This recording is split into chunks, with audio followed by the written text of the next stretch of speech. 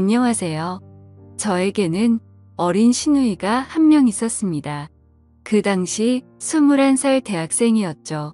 아가씨가 19살 때 처음 봤는데 어린 나이에도 싹싹하고 귀여워서 제가 또 남동생만 있다 보니 여동생 같이 이뻐서 자주 챙겨주게 되더라고요. 저희가 분가를 해서 살고 있었지만 시댁이 아파트 단지 바로 옆 동에 있어서 넘어지면 코 닿을 거리였어요. 아가씨는 아직 학생이다 보니 시댁에서 같이 살고 있었고요. 워낙 시댁이랑 사이가 좋아서 왕래가 잦았습니다. 서로 자주 왔다 갔다 하고 시댁에서 고기 구워 먹으면 다음 주에는 저희 집에서 먹고 할 정도로 사이가 좋았어요. 시부모님이 너무 자상하시고 배려심도 깊으셔서 시부모님과의 마찰은 결혼 생활 3년 동안 한 번도 없었을 정도였죠. 시어머니와 시아버지는 재혼이셨는데 시어머니는 초혼이셨어요. 그러니까 시어머니는 남편과 아가씨의 친어머니는 아니셨죠. 아버님과 20살이나 차이가 나셔서 저희들과 나이 차이가 많지 않으셨지만 사려 깊으시고 따뜻하셔서 제가 참 좋아했습니다. 그래서 저 퇴근하고 나면 불러서 밥도 같이 먹고 선물도 사주고 그렇게 잘 지내왔는데 아가씨가 대학생이 된 이후로 예전에는 안 하던 행동을 하고 그러는 것 같더군요.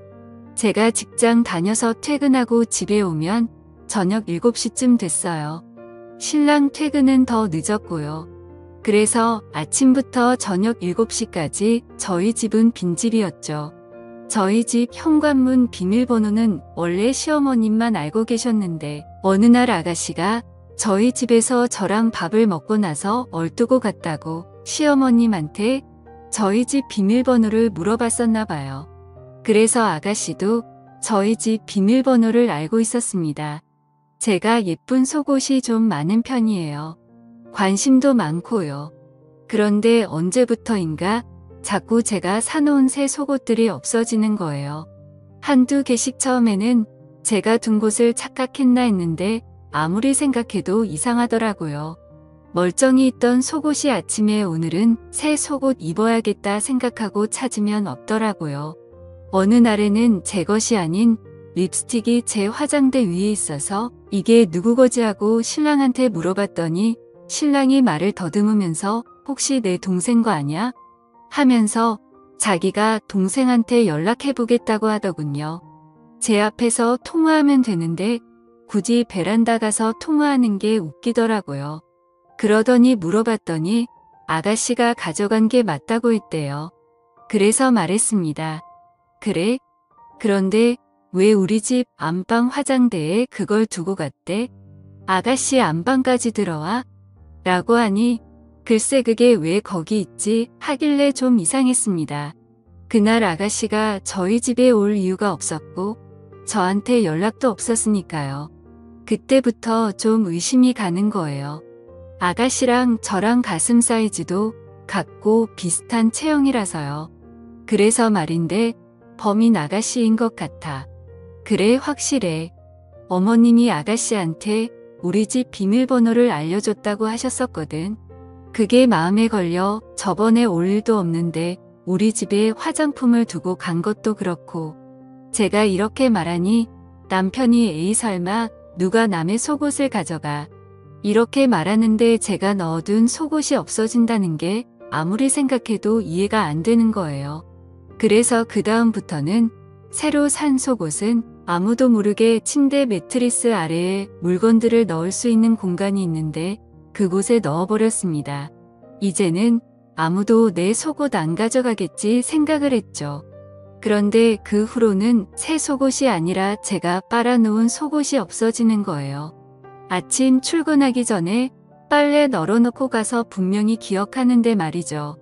제가 여동생도 없고 없어질 이유는 아무리 생각해봐도 없는데 아가씨가 성인이 된 이후로 한두 개씩 없어지기 시작한 거 보면 아가씨인 것 같은데 심지는 있지만 확신이 없고 또 대놓고 물어보기도 이상한 것 같고 해서 어떻게 해야 할지를 모르겠더군요. 제 친한 친구에게 고민 상담을 하니 아가씨랑 같이 쇼핑 가서 아가씨 속옷 하나 골라서 선물해주라고 그런 얘기하면 서로 껄끄러워지니 그렇게 해서 눈치 한번 줘보라고 하더라고요. 그래서 아가씨에게 다른 이야기 없이 다음날 속옷을 여러 개 선물해 줬습니다. 없어진 속옷들이랑 비슷한 디자인으로 10세트나 샀어요. 아가씨 제가 속옷 사러 갔는데 너무 이쁜 게 많아서 아가씨 생각나서 하나 샀어요 하고 선물해 주니 언니 생일도 아닌데 왜 속옷 선물이에요? 잘 입을게요. 고마워요 하면서 해맑게 받더라고요. 이제는 내 속옷 욕심내거나 훔쳐갈 일 없겠지 싶었는데 그 후로도 속옷 도둑의 소행은 멈추지 않았고 결국 저는 남편에게 금요일 저녁 퇴근 후 시댁에 가자고 했어요. 남편은 뭐 그런 일로 시댁까지 가냐고 난감해 하더라고요. 그래서 이건 심각한 거다. 일종의 경고를 할 필요가 있다고 말을 했습니다.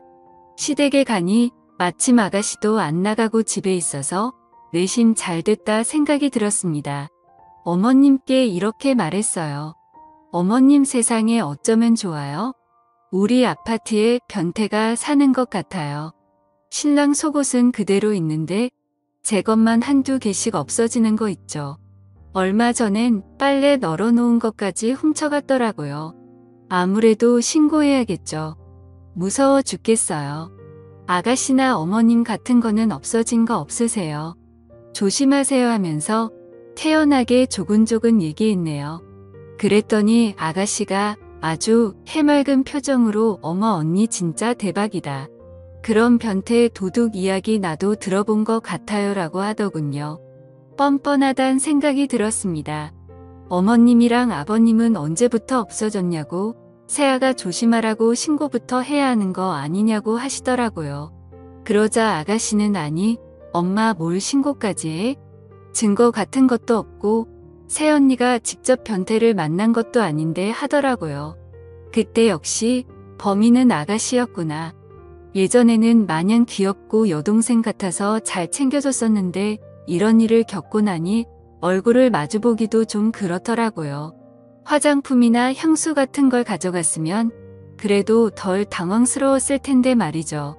그로부터 일주일 정도는 아무 일 없이 잘 지냈어요.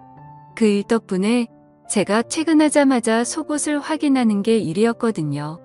늘 집에 오면 속옷 하나하나 체크하면서 벗었는데 없어진 것도 없고 위치도 그대로라 이제 아가씨가 그러지 않는구나 생각했어요.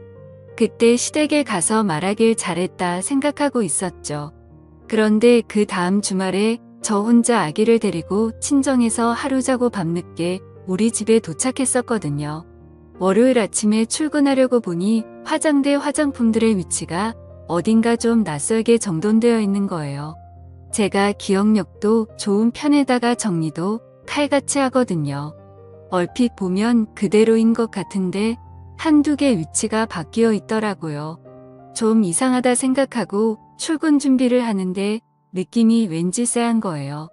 그래서 서랍장이랑 화장대를 잘 살펴보면서 혹시 없어진 게 없나 하고 보는데 서랍에 있던 향수 하나랑 얼마 전에 구입한 섀도우가 없어졌더군요. 이전에도 이런 일도 있고 해서 아가씨가 의심이 됐어요.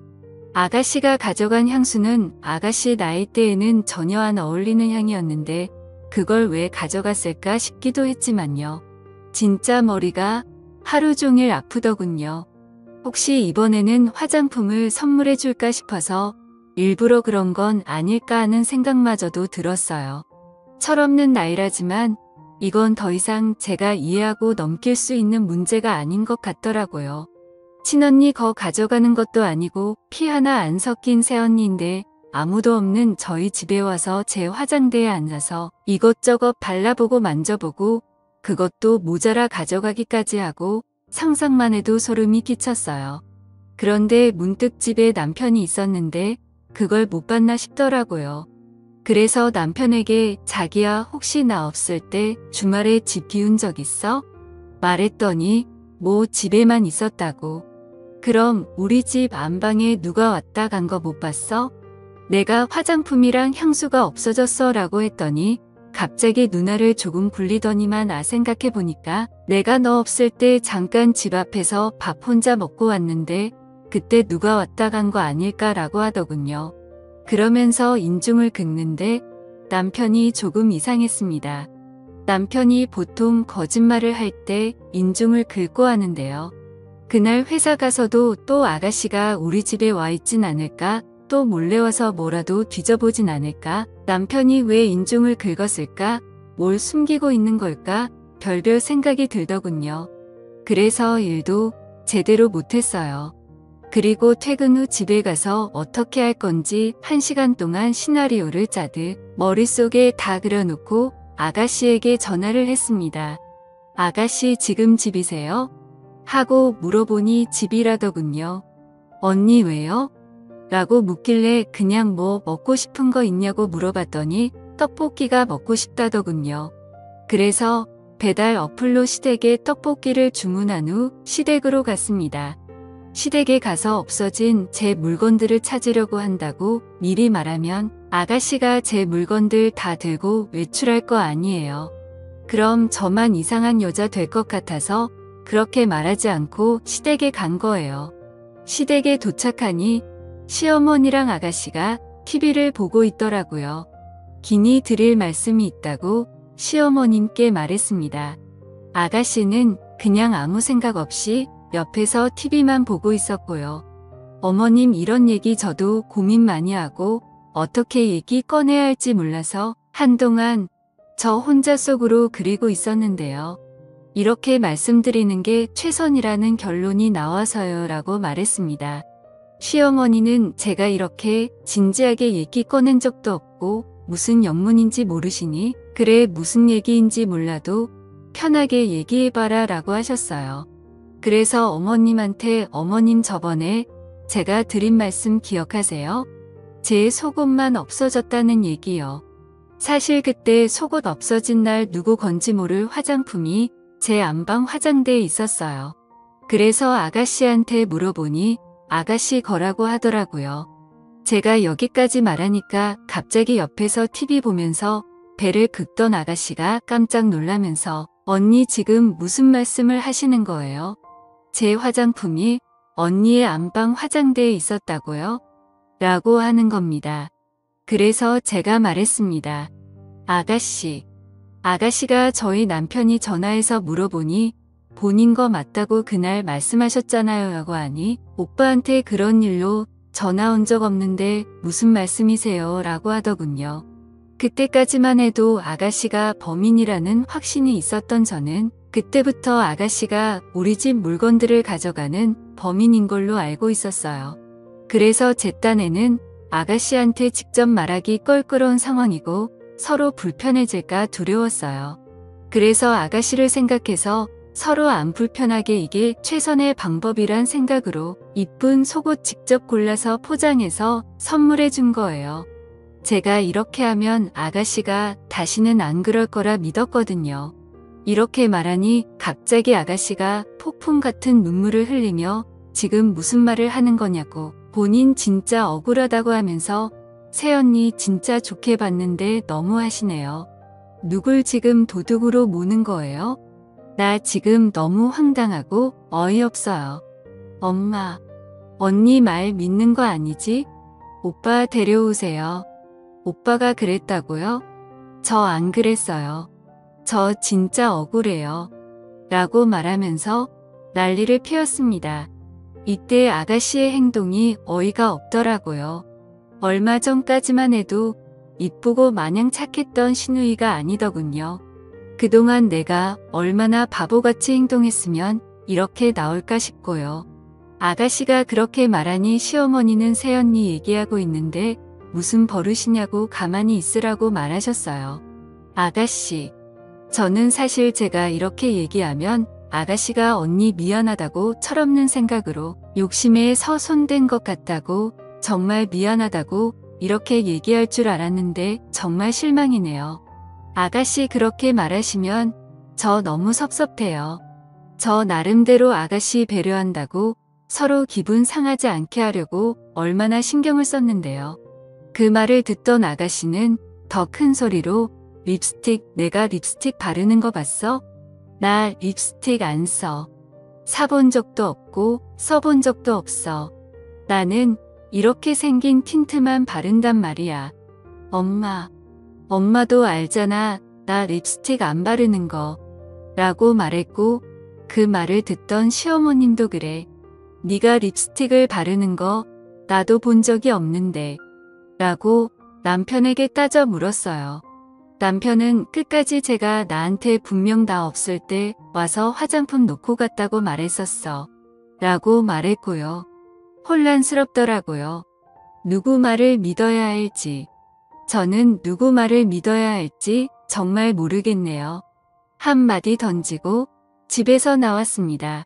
그렇게 시댁에서 한바탕 하고 집에 오자마자 어찌나 혼란스럽던지 내가 아가씨를 정말 오해했던 건가 싶어 죄책감도 들고 신랑이 설마 거짓말을 했을까 싶어서 머리가 지근지근 아팠어요.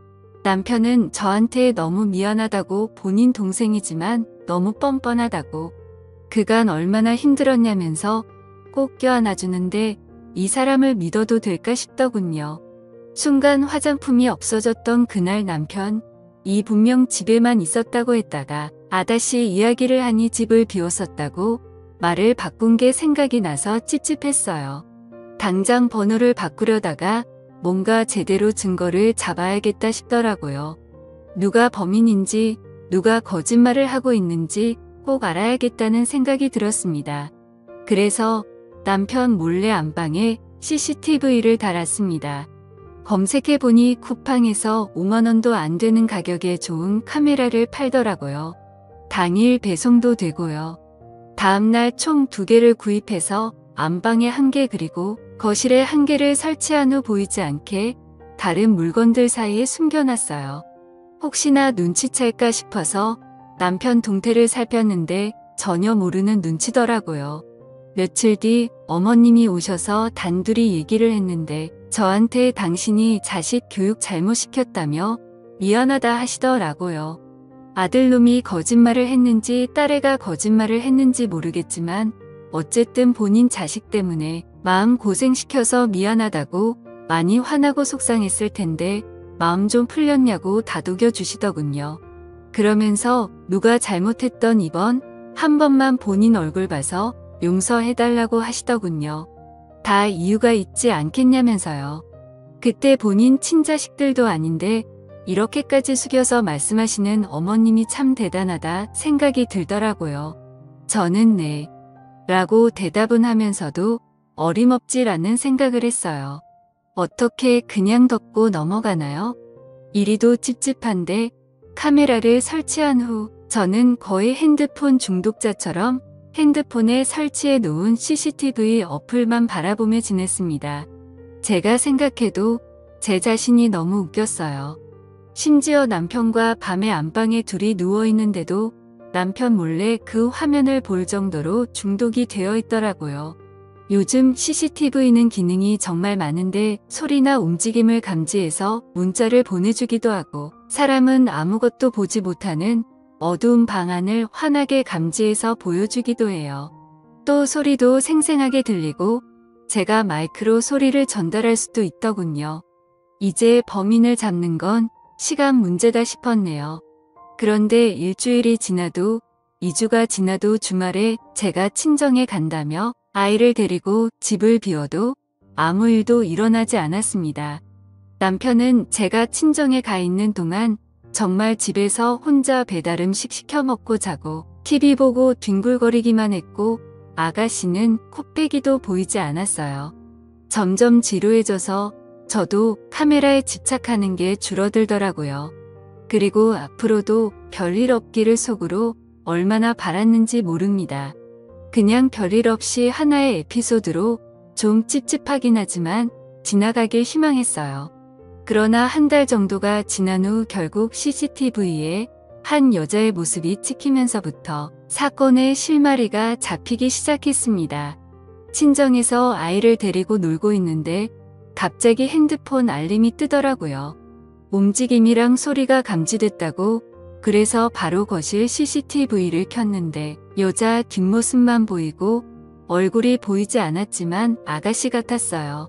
그 여자가 안방으로 들어가길래 옳다구나 드디어 걸려들었네 하고 두근거리는 가슴으로 화면을 지켜봤습니다. 그런데 그 장면을 보고 너무나도 충격을 먹었습니다. 그 여자 얼굴이 보이는데 그 여자는 바로 우리 시어머니였습니다. 그 여자가 안방에 들어가 안방 침대에 누워있던 남편에게 다가가더군요. 남편이란 놈은 익숙하다는 듯 두 팔을 벌리며 그 여자를 안았고 차마 입에도 올리기 더러운 짓을 했습니다. 정말 꿈을 꾸는 줄 알았어요. 이게 말이 되는 상황입니까? 현실적으로 가당키나 하나요? 현실을 인정하기 힘들어서 제 뺨을 여러 번 꼬집어보고 때려봤습니다. 하지만 이건 현실이었어요. 둘의 대화는 가관이었어요. 자기야, 내가 물건 가져가지 말라고 했잖아. 그렇게 흔적을 남기면 언제가 들켜. 혜영이, 얘 진짜 눈치 빠르단 말이야. 내가 얼마나 하루하루 살얼음 같은 줄 알아? 난 씻고 나서 새 속옷 아니면 안 입는 거 알잖아. 그럼 옷을 가져오면 되지. 올 때는 항상 깜빡하더라고. 혜영이 왜 그렇게 눈치가 빨라. 진짜 내 방 뒤질까봐 얼마나 아찔했는지 몰라. 다행히 민정이 의심해서 다행이었지. 그리고 그게 꼭 혜영이 거는 아니잖아. 네가 더 많이 버니까 네가 사준 거나 다름없는 거고, 그러니까 걔 거는 다 내 거 아니야? 참 자기는 논리적이라니까. 이딴 말을 주고받는데 정말 어이가 없더군요. 저는 마이크를 켜서 큰 소리로 그만해 라고 소리를 질렀어요. 어디선가 제 목소리가 나오는 걸 들었던지 그 두 인간 놀라서는 주변을 두리번거리면서 바라보는데 진짜 우습더군요. 그리고 아가씨에게 방금 내가 본 장면 녹화한 일부를 카톡으로 보냈습니다. 아가씨 난리가 났더군요. 바로 언니네 집으로 갈게요. 언니도 오세요. 라고 하더니 아가씨보다 더 빨리 집에 달려갔습니다. 그러나 이미 우리가 도착했을 때는 집에 아무도 없었어요. 남편 놈한테 전화를 했어요. 어디냐고 당장 나오라고 그랬더니 카메라 설치한 거 다 확인했다고 말했습니다. 그러자 오히려 뻔뻔하게 그렇게 사람 의심해서 카메라까지 설치하니까 좋냐고 하면서 당신 그게 불법인 거 아냐면서 당당하게 소리를 지르더군요. 내 집에 내가 설치한 게 왜 불법이냐, 자꾸 도둑이 들어서 설치한 거니 문제없고, 어머님이라고 불렀던 그 더러운 인간은 주거 침입으로 고소하고 너네 둘 다 상간소송으로 위자료 제대로 뜯어낼 거라고 피해 보상까지 각오하라고 했습니다. 옆에 있던 아가씨도 열받아서 오빠가 어떻게 나를 도둑으로까지 만들면서까지 이런 짓을 할 수 있어? 아줌마, 내가 가만 안 둘 거라고 소리를 쳤고요. 그리고 신우가 바로 아버님께 전화해서 모든 상황을 알리니 도저히 믿지를 못하시더라고요. 그래서 아버님께도 제가 직접 카톡으로 영상 보내드렸습니다. 그 후 아버님 쓰러지시고 집안이 정말 풍비박산이 났네요. 이제 소송을 시작해야 하고 뭔가를 해야 하는데 진짜 이게 현실로 받아들여지지 않아서 너무 힘이 듭니다. 앞으로 어떻게 해야 할지 모르겠네요. 조언 부탁드립니다. 감사합니다.